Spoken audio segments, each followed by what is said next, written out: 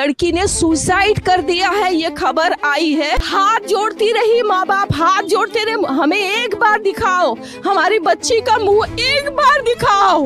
हमको नहीं दिखाया गया। शरीर में कोई कपड़ा नहीं था, पैर दोनों राइट एंगल में मिला गया, चश्मे को कूटा गया, जिसके वजह से आंखों से खून निकल गया, गला दबाकर मारा गया।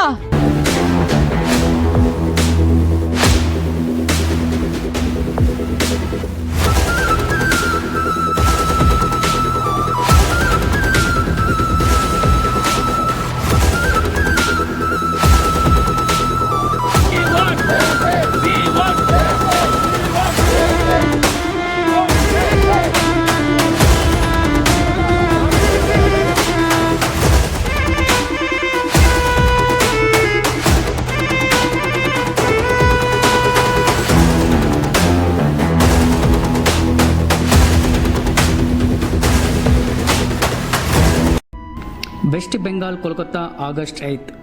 వెస్ట్ బెంగాల్ రాష్ట్రంలోని కోల్కతా పట్టణంలో ఆర్జేకర్ హాస్పిటల్ అనే ఒక ప్రభుత్వ వైద్యశాలలో విధులు నిర్వహిస్తున్న ఒక డ్యూటీ జూనియర్ డాక్టర్ యథావిధిగా 36 గంటలు పనిచేసి తర్వాత రెస్ట్ తీసుకోవడానికి ఒక సెమినార్ హాల్లోకి అదే రోజు రాత్రి 3 గంటలకు వెళ్ళి పడుకునింది.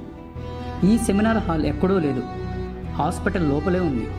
అప్పుడు అదే రాత్రి అక్కడ పనిచేస్తున్న పోలీస్ వాలంటీర్ సంజయ్ రాయ్ అనే ఉన్మాది నిద్రిస్తున్న ఆ డాక్టర్పై బలవంతంగా అత్యాచారం చేసి చంపి పారిపోయాడు. ఆ డాక్టర్ని ఏ పబ్లిక్ ప్లేస్లోనూ ఏ అడవిలోనూ తీసుకెళ్లి అత్యాచారం చేయలేదు, తను పనిచేస్తున్న అదే హాస్పిటల్లోనే బలవంతంగా అత్యాచారం చేశాడు. చనిపోయిన ఆ తల్లికి ముక్కులో రక్తం, వెజైనాలో రక్తం, మెడ విరగడం, ఇలా చాలా చోట్ల మల్టిపుల్ ఫ్రాక్చర్స్ అయ్యాయి.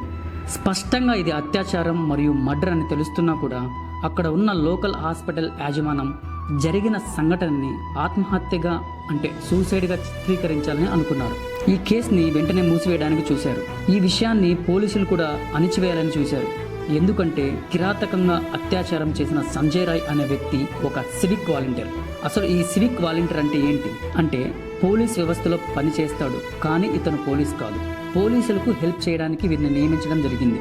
ఏ రాష్ట్రంలో లేనిది ఒక వెస్ట్ బెంగాల్లోనే లక్షల సివిక్ వాలంటీర్స్ను నియమించారు.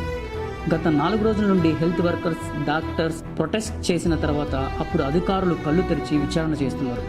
ప్రస్తుతం ఈ కేసు ఇన్వెస్టిగేషన్లో ఉంది. ఇనిషియల్ రిపోర్ట్స్ ఆధారంగా లైంగికంగా ఒకరు కాదు చాలా మంది పాల్గొన్నారని చెబుతున్నారు. అసలు ఆ రాత్రి ఖచ్చితంగా ఏం జరిగి ఉంటుంది అనేది మీకు ఈ వీడియోలో వివరంగా చెప్తాను. ఈ మిరుగుడ్లు వేసుకున్న సంజయ్ రాయ్ గాడు స్వయంగా ప్రభుత్వం ద్వారా అపాయింట్మెంట్ చేసిన సివిక్ పోలీస్ అంటే వీడు పోలీసులకు సహాయం చేయడం అన్నమాట. ఆగస్ట్ 5 నుండి ఆగస్ట్ 8 మధ్యలో సంజయ్ ఖరగ్పూర్లోని సల్వా అనే ఏరియాకు వెళ్ళి పోలీస్ వెల్ఫేర్ సొసైటీ అనబడే ఒక మీటింగ్లో పాలు పంచుకున్నాడు. ఆగస్ట్ 8 తిరిగి కోల్కతాకు వచ్చాడు. ఇతను కోల్కతాలోని ప్రభుత్వ మెడికల్ కాలేజ్ అండ్ హాస్పిటల్స్ అయిన ఆర్జేకర్ హాస్పిటల్లో బ్రోకర్ పనులు అంటే ఏదైనా ఏజెంట్ పనులు చేసేవాడు. అంటే పేషెంట్కి అడ్మిషన్ ఇప్పించడం, పేషెంట్కి ఆపరేషన్ అయ్యే విధంగా చూడడం అలాంటివి చేసేవాడు అనమాట. అదే రోజు ఒక పేషెంట్ని కూడా సంజయ్ గౌడ్ అడ్మిట్ చేసి ఇంటికి వెళ్ళిపోయాడు. మళ్ళీ తిరిగి రాత్రికి వచ్చి మార్నింగ్ అడ్మిట్ చేసిన పేషెంట్కు ఎక్స్రే చేయించి వెళ్ళిపోయాడు. మళ్ళీ మరుసటి రోజు ఆగస్టు 9 అర్ధరాత్రి 1 గంటకు తిరిగి హాస్పిటల్కి వచ్చాడు. ఎందుకు రాత్రి రావాల్సి వచ్చిందంటే సంజయ్ యొక్క ఇంకొక పేషెంట్కు సర్జరీ ఆపరేషన్ ఆ రాత్రి షెడ్యూల్ ఉంది కాబట్టి తిరిగి వచ్చాడు. ఇతను పేషెంట్కు ఎందుకు సపోర్ట్ చేస్తున్నాడు అంటే మీరు అనుకున్నట్లు ఇక్కడ ఇతను సోషల్ సర్వీస్ చేయడం లేదు, బ్రోకర్ గాడు కాబట్టి సంజయ్ అడ్మిట్ చేసిన ప్రతి పేషెంట్ దగ్గర యాజమాన్యం నుంచి అడ్మిట్ చేయించినందుకు కొంత కమిషన్ ఇస్తుంది కాబట్టి ఇలాంటి పనులు చేస్తున్నాడు. అంటే ఈ బ్రోకర్ గాడు అటు హాస్పిటల్ యాజమాన్యం దగ్గర నుంచి ఇటు పేషెంట్ దగ్గర నుంచి సివిక్ వాలంటీర్ అని పేరు పెట్టుకుని డబ్బులు దోచుకుంటున్నాడు. ముఖ్యంగా ఇక్కడ హాస్పిటల్ యాజమాన్యం తప్పేంటి అంటే సంజయ్ లాంటి బ్రోకర్లను హాస్పిటల్ యాజమాన్యం లోపలికి ఎలా రానిచ్చారు? ఇతను డాక్టర్ కాదు, నర్సు కూడా కాదు, మెడికల్ ఆఫీసర్ కూడా కాదు. మరి వీన్ని ఎందుకు లోపలికి అనుమతిస్తున్నారు? ఈ సంజయ్ అనే వ్యక్తి తనకు ఇష్టం వచ్చిన టైంలో ఆ హాస్పిటల్ లోపలికి వస్తున్నాడు, పోతున్నాడు. ఆ రోజు రాత్రి 1 గంటకు అక్కడ ఉన్న ఒక పేషెంట్ ఫ్యామిలీతో కలిసి ఆ హాస్పిటల్ బిల్డింగ్ వెనక ఫుల్లుగా మందు తాగాడు. మళ్ళీ రాత్రి 3 గంటలకు హాస్పిటల్ లోపలికి వెళ్ళాడు. మత్తు ఎక్కువ అవ్వడంతో హాస్పిటల్ 3rd ఫ్లోర్లో ఉన్న సెమినార్ హాల్లోకి రెస్ట్ తీసుకోవడానికి వెళ్ళాడు. అక్కడే ఉన్న ఒక 32 ఏళ్ల లేడీ జూనియర్ డాక్టర్ 36 గంటలు పనిచేసి అలసిపోయి అక్కడే పడుకునింది. ఒక్కసారిగా చూసిన సంజయ్ కళ్ళల్లో కామమేఘాలు కమ్ముకున్నాయి. సంజయ్ వెంటనే అమ్మాయి దగ్గరికి వెళ్ళి బలవంతంగా అత్యాచారం చేసి, ఒకవేళ మాట వినకపోతే ఇంకా దాడి చేసి 3 గంటల 47 నిమిషాలకు సెమినార్ హాల్ నుండి ఏమీ తెలియనట్టు బయటకు వచ్చాడు. పైన సెమినార్ హాల్లో ఉన్న డాక్టర్ విగతజీవిగా చనిపోయి ఉంది. అసలు ఆ లేడీ డాక్టర్ అక్కడ ఎందుకు పడుకునింది? అసలు ఆ అమ్మాయికి బుద్ధి ఉందా? ఆ అమ్మాయి రాత్రి ఇంటికి వెళ్ళిపోయి ఉండొచ్చు కదా, అంత మాత్రం బుద్ధి ఉండదా అని మనం కొంతమంది అనుకునే ఉంటారు. నిజానికి ఒకటి చూసుకున్నట్లయితే ఆ అమ్మాయి తప్పు అసలే లేదు. ఎందుకంటే తను పని చేసే పని వేళలు ఎలా ఉంటాయో మీకు వివరిస్తాను, వినండి. అసలు డాక్టర్స్ యొక్క ఎడ్యుకేషన్ ఎలా ఉంటుందో, వాళ్ళు ఎలాంటి కష్టాలు పడతారు అని మీకు బ్రీఫ్గా ఎక్స్ప్లెయిన్ చేస్తా. ఈ లేడీ డాక్టర్ యొక్క profession resident doctor. Resident doctor అంటే ఎక్కువ సమయం హాస్పిటల్లోనే ఉండి పనిచేసి ఇంటికి పోకుండా హాస్పిటల్కే అంకితం అవడం అన్నమాట. ఒక స్టూడెంట్ 5 years MBBS కోర్సు పూర్తి చేసి MD లేదా MSలో ఎంట్రన్స్ రాసి పాస్ అయితే MDలో సీట్ వస్తుంది. ఈ పోస్ట్ గ్రాడ్యుయేషన్ కోర్సు 3 సంవత్సరాలు ఉంటుంది. ఈ 3 సంవత్సరాలు స్టూడెంట్స్ అందరూ తప్పకుండా గవర్నమెంట్ హాస్పిటల్లో 3 ఏళ్ల డ్యూటీ డాక్టర్స్గా పనిచేయాల్సిందే. ఇది రెసిడెంట్ డాక్టర్ యొక్క రూల్స్. డ్యూటీ డాక్టర్ అంటే 24/7 హాస్పిటల్లోనే ఉండాలి, అక్కడే తినాలి, అక్కడే పడుకోవాలి. వీకెండ్స్, హాలిడేస్ అంటూ ఏమీ ఉండవు. కార్పొరేట్ జాబ్స్ లాగా 8 to 9 hours డ్యూటీ ఉండదు. పేషెంట్ను చూసుకోవాలి, పేషెంట్ దగ్గరే ఉండాలి. ముఖ్యంగా ఆపరేషన్ హాల్లో మెయిన్ డాక్టర్కి సహాయం చేయాలి. ఒకవేళ పేషెంట్కి ఏమైనా జరిగితే వాళ్ళ పేషెంట్స్ ఫ్యామిలీ నుండి తిట్లు కూడా వీళ్ళే తినాలి. ఒకవేళ పేషెంట్స్ కొట్టినా వీళ్ళే తన్నించుకోవాలి. వీళ్ళ వర్క్ కల్చర్ అలా వరస్ట్గా ఉంటుంది. ఆ రాత్రి లైంగికంగా అతి కిరాతకంగా అత్యాచారం కాబడిన ఆ అమ్మాయి తమ MD కోర్సులో భాగంగా రెసిడెంట్ డాక్టర్గా పనిచేస్తుంది. తను ఏమి అక్కడ ఊరికే లేదు, వరుసగా 36 గంటలు పనిచేసింది. ఆ రోజు రాత్రి టీవీలో Neeraj Chopra javelin throw Olympic గేమ్ను చూసింది. స్విగ్గీలో ఫుడ్ ఆర్డర్ చేసుకొని ఫ్రెండ్స్తో పాటు హాస్పిటల్లోనే తినింది. తన ఫ్యామిలీకి కాల్ చేసి మాట్లాడింది. రాత్రి 2 గంటలు అయింది. ఇంటికి వెళ్ళడానికి లేదు, ఎందుకంటే చాలా టైం కూడా అయిపోయింది. మళ్ళీ పొద్దున్న 6 గంటలకు లేచి హాస్పిటల్కి రావాలి. మళ్ళీ పొద్దున్నే ఆపరేషన్ షెడ్యూల్ ఉంది. ఇంటికి పోయి మళ్ళీ రావడం ఎందుకులే అని ఆ అమ్మాయి హాస్పిటల్ లోపల ఉన్న సెమినార్ హాల్లో కాసేపు పడుకునింది. ఆ అమ్మాయి పడిన 20 ఏళ్ల కష్టాన్ని ఒక పశువు 20 నిమిషాలు నాశనం చేశాడు. ఈ డ్యూటీ డాక్టర్స్కి ఏమి లక్షల్లో శాలరీస్ ఉండవు, నెలకి 70,000 మాత్రం ఉంటుంది. బట్ పని మాత్రం 24 గంటలు చేయాలి. నార్మల్గా చెప్పాలంటే ఈ డాక్టర్స్ సోషల్ సర్వీస్ చేస్తున్నారు. ప్రభుత్వ హాస్పిటల్లో పేద ప్రజల కోసం పనిచేస్తున్నారు. అటువంటి ఒక అమ్మాయి ఇంతటి అఘాయిత్యం చేయడానికి ఒక కరుడు గట్టిన పశువుకి సిగ్గు లేదా? ఇంతటి ఘోరాన్ని సూసైడ్ లాగా చిత్రీకరించాలనుకున్న హాస్పిటల్ యాజమాన్యాన్ని ఏమనాలి? ఇదండి జరిగింది. ఈ సంజయ్ రాయ్ అనే వ్యక్తి ఒక ప్రొఫెషనల్ బాక్సర్. ఫిజికలీ ఫిట్గా ఉన్న ఈ వ్యక్తి 36 గంటలు పనిచేసి అలసిపోయి పడుకున్న డ్యూటీ డాక్టర్ పైన అతి కిరాతకంగా దాడి చేశాడు. ఆగస్టు 9 ఉదయం సెమినార్ హాల్లో ఉన్న డెడ్ బాడీని చూసి అక్కడ యాజమాన్యం పోలీసులకు సమాచారం ఇచ్చారు. పోలీసులు వచ్చి CCTV ఫుటేజ్ చూస్తే సెమినార్ హాల్ నుండి 4 గంటల 37 నిమిషాలకు సంజయ్ బయటికి రావడం చూసి సంజయ్ను అరెస్ట్ చేసి జైల్లో వేశారు. వీడి కాన్ఫిడెన్స్ చూడండి. రాత్రి అమ్మాయి పైన దాడి చేసి తన ఇంటికి వెళ్ళి హాయిగా పడుకొని బట్టలు మార్చుకొని మళ్ళీ నెక్స్ట్ డే ఇతను హాస్పిటల్లోకి వచ్చాడు. బట్టలను కాల్ చేసి మాయం చేయాలనుకున్నాడు. బట్ ఇతని షూలో ఉన్న బ్లడ్ మార్క్స్తో పట్టుకున్నారు. యాక్చువల్లీ ఇక్కడ చూసుకున్నట్లయితే సెమినార్ హాల్ లోపల కానీ హాస్పిటల్ యాజమాన్యం ఎటువంటి CCTV పెట్టలేదు. ఒక డ్యూటీ డాక్టర్కి సరి అయిన ఫెసిలిటీ లేదు. అంటే ఇది మన భారతదేశంలో ఉన్న హెల్త్ సిస్టమ్ యొక్క ఒక ఫెయిల్యూర్. ప్రభుత్వ ఆసుపత్రిలో లేడీ డాక్టర్స్కు టాయిలెట్ వెళ్ళడానికి కూడా సరైన సదుపాయాలు లేవు. ఎవడికి పడితే వాడు ఎంటర్ అవుతున్నాడు. ఆపరేషన్స్ రూమ్లో, సెమినార్ రూమ్స్లో దూరుతున్నాడు. ప్రభుత్వ వైద్యశాలలు వీళ్ళకి లాడ్జిల్లాగా మారిపోయాయి. మొన్న చూసుకున్నట్లయితే నీట్ స్కామ్ జరిగింది. ఇప్పుడు కోల్కతా డాక్టర్ ఇష్యూ.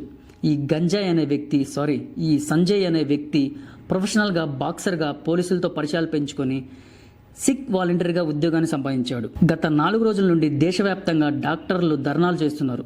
సోషల్ మీడియాలో ఈ విషయం విపరీతంగా ట్రెండ్ అవుతుంది. అరెస్ట్ అయిన సంజయ్ రాయ్ నాకు ఉరిశిక్ష వేయండి లేదా ఏమైనా చేసుకోండి అని సిగ్గు లేకుండా మాట్లాడుతున్నాడు.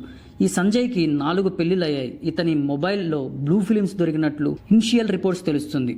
ఇతని ఎక్స్ వైఫ్స్ కూడా ఇతని మీద లైంగిక దాడి చేశాడు అని ఇతని మీద కేసులు కూడా పెట్టారు. ఇతనికి ఇంతకుముందు డైవర్స్ కూడా అయింది. ఈ క్రిమినల్ హిస్టరీ ఉన్న వ్యక్తికి ప్రభుత్వ ఉద్యోగం, అది కూడా పోలీసు ఉద్యోగం ఎలా ఇచ్చారు? అదే సామాన్యులకైతే ఏదైనా కేసు ఉంటే పాస్పోర్ట్ కూడా ఇష్యూ చేయని మీరు ఎందుకని ఈ క్రిమినల్ హిస్టరీ ఉన్న వ్యక్తిని ప్రభుత్వ ఉద్యోగాలు ఇస్తున్నారు? అదే వెస్ట్ బెంగాల్లో సందేశ్ ఖాళీలో అంత పెద్ద ఘోరం జరిగితే అసలు వీళ్ళ ప్రభుత్వం ఏం చేస్తుంది?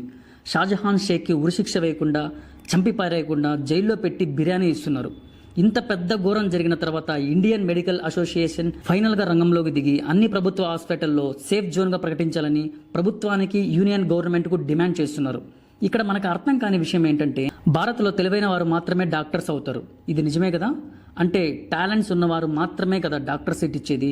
ఇంత టాలెంట్ ఉన్న డాక్టర్స్ అసోసియేషన్ సభ్యులు కూడా రియాక్ట్ అవుతున్నారు. డ్యూటీ డాక్టర్స్ ను ప్రభుత్వ హాస్పిటల్లో పశువుల్లాగా సదుపాయాలు లేకుండా చూస్తున్నారు. First of all senior doctors ఏం చేస్తున్నారు? మీ జూనియర్ డాక్టర్స్ కు బేసిక్ ఫెసిలిటీస్ ఉండేలా చూసుకునే బాధ్యత ఎవరిది? State health department senior doctors అందరి హాలిడేస్ ని క్యాన్సిల్ చేసి తక్షణమే ఈ ఇష్యూ గురించి పనిచేయాలని హెచ్చరించడం కూడా జరిగింది. డాక్టర్స్ యొక్క మెయిన్ డిమాండ్ ఏంటంటే ఆగస్ట్ 14 లోపు ఇన్వెస్టిగేషన్ని పూర్తి చేయాలి లేదా సిబిఐని రంగంలోకి దింపాలని డిమాండ్ కూడా చేస్తున్నారు. ఇక్కడ సంజయ్ మాత్రమే కాదు, వాడితో పాటు చాలామంది ఆ రాత్రి ఆ అమ్మాయి పైన దాడి చేశారని కొన్ని వార్తలు అయితే వస్తున్నాయి. ఇందులో ఎంత నిజమున్నదో మనకు కూడా తెలియదు. పూర్తి ఇన్వెస్టిగేషన్ తర్వాత అందరి పేర్లు బయటకు వస్తాయి. ఇందులో పెద్ద పెద్ద వాళ్ళు కూడా ఇన్వాల్వ్ అయినట్టు వార్తలు కూడా వస్తున్నాయి. ఇది చిన్న విషయం ఏం కాదు. ఇందులో ఖచ్చితంగా పెద్ద పెద్ద వాళ్ళు అధికారుల హస్తం ఉంటుంది. ఖచ్చితంగా ఇక్కడ పెద్ద కుట్రే జరిగినట్టుంది. డ్యూటీ డాక్టర్ పైన పగ పెంచుకునేలా చేశారా లేదా తమ మాట వినలేదని ఇలా చేశారా లేదా చేయించారా అనేదే తెలియాలి. అలాగే ఈ కేసులోని సాక్ష్యాలను తారుమారు కాకుండా చూసుకోవాల్సిన బాధ్యత డాక్టర్స్ పైన ఉంది. మన న్యాయమూర్తులకైతే చెప్తున్నాను, అతన్ని చూసి కరిగిపోయి నిర్దోషని మాత్రం న్యాయ తీర్పు ఇవ్వకండి. ఇక్కడ అందరి తప్పు ఉంది.